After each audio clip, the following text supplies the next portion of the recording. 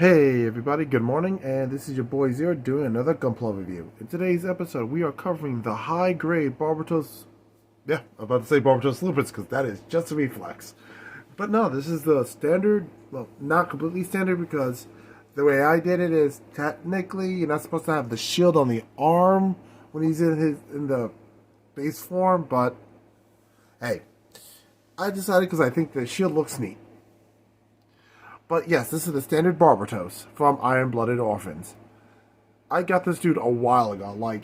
I can't say it's when I got back into gunpla building because I got the Barbatos Lupus Rex when I got back into gunpla building. But I got this dude shortly after that, I suppose, if you want to be technical. But yeah. So, I got this dude off of Amazon. But if you want one for yourself, you can always check our friends at Galactic Toys or whatever website you feel comfortable with. But yeah, let's get into the review of this yet another good Iron-Blooded kit. Well, as you can see, this is a backlog kit episode, so there is no stickers. So let's get straight into the Gundam itself. Put the weapons in the hands, it is the sandwich system. Or, in this case, slide in. Actually, never mind. I think it's only for the sword that it's the sandwich system because of the tiny little lip right here. So, obviously, great ab crunch because it's an IBO kit. I use the stickers on the eyes, obviously. And the stickers for the generators. Here, here, here, and of course, here. Oh, and don't forget the chest. I snipped both part of the front skirt so they can move independently of each other. So, now let's do the articulation. So we saw the ab crunch, which is good. 360. Great. Arm all the way up. Not bad. Arm bend. Wish it could be better, but it's not. The hands are on a ball joint.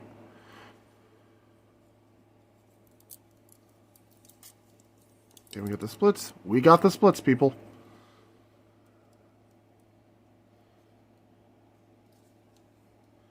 Kick those all the way up. Not bad for a knee bend. Foot can move independently, like most IBO kits. Foot slightly rotates, as you can clearly see.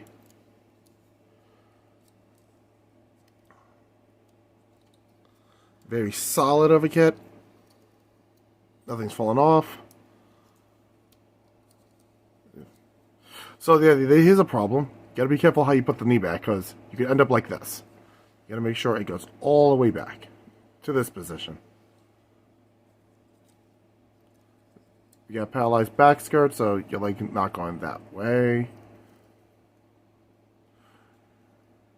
Vernier goes up, vernier goes down. Nothing crazy there. As I said before, I kept the shield on it because I thought it was neat, and I didn't want to get rid of it.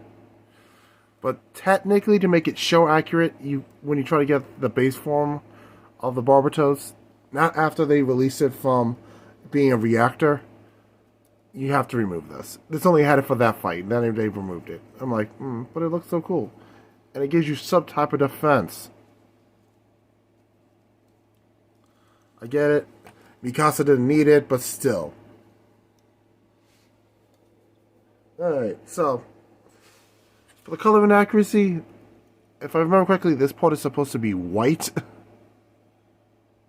From the master grade I had, may it rest in peace.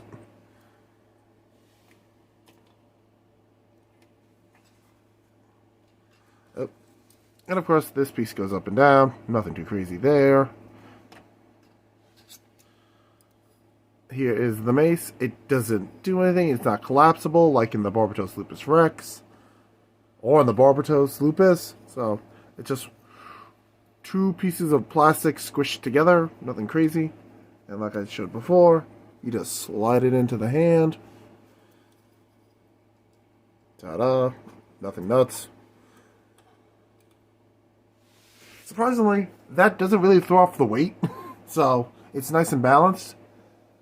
So you don't have to worry about it ever tipping over under its own weight, which is really great.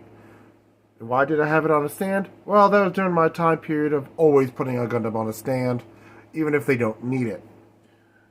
I will admit there are some Gundams that do need it, but a lot of Gundams, if built right or don't have a lot of weight in the back, they can stand up on their own and it doesn't really throw them off the weight. So, that's always a positive. Well, if I have any complaints about it, which isn't a lot, mind you, I do recommend panel lining because there is a lot of white on this. Yes, it does have the traditional color scheme of a Gundam, you know, the red, the blue, the yellow. Oh, excuse me. And of course, the white. But there's a lot of the white and not enough of the... sorry, hiccups. So, some panel lining will break that up. Aside from that, there's nothing really wrong with this kit. If anything, it's a little simple, but I actually don't mind a very simple kit sometimes. Like, I love the Jesta and the Gym Custom. They're very simple mobile suits, or the Strike. Like, the Strike is a very simplistic mobile suit. Nothing crazy, no crazy bells and whistles. It just is what it is. Even when it has the Ale Striker pack on it, it's very simplistic. But then we have really crazy over-the-top looking designs like the Lode Astray and freaking the real grade new Gundam. So sometimes simple is better. This is very clean and simple, and I really appreciate that. It's very stable, and ironically, this is one of my older kits, and it still hasn't suffered from IBO syndrome, so which is kind of weird. I had IBO kits, like as you saw when I did the Gushin full rebake, that it suffered from IBO syndrome. But this dude, nah, it's good to go. So, Gundams are weird like that. So, let's get to the summary and wrap up the review. So, would I recommend the IBO Classic, the Barbatos? Yeah, I would. If you like having a copy of every main series Gundam, I mean, you can't go wrong with getting the Barbatos. If you like an IBO kit to start off with that's solid, again, you can't go wrong with the Barbatos. It's a very good beginner suit for the IBO crew. And the irony is not lost on me because I believe the serial number on this thing was number 1 to begin with. But it's very telling. They made this very streamlined and very simplistic.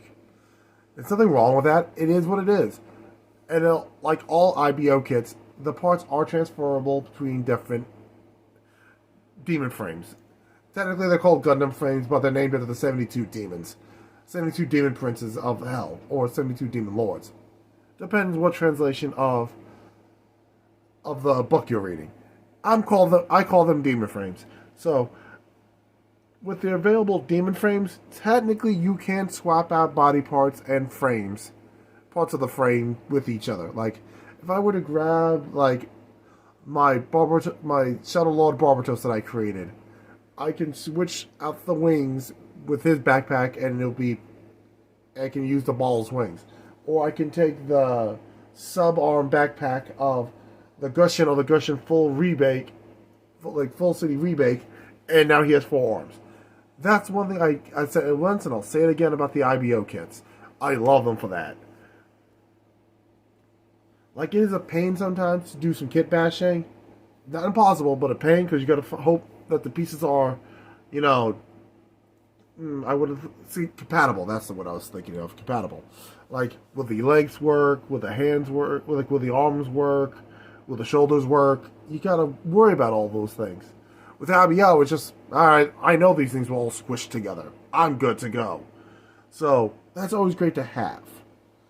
With IBO, they just made sure all the frames were pretty much the same and said, good luck. Have fun smashing all these guys together.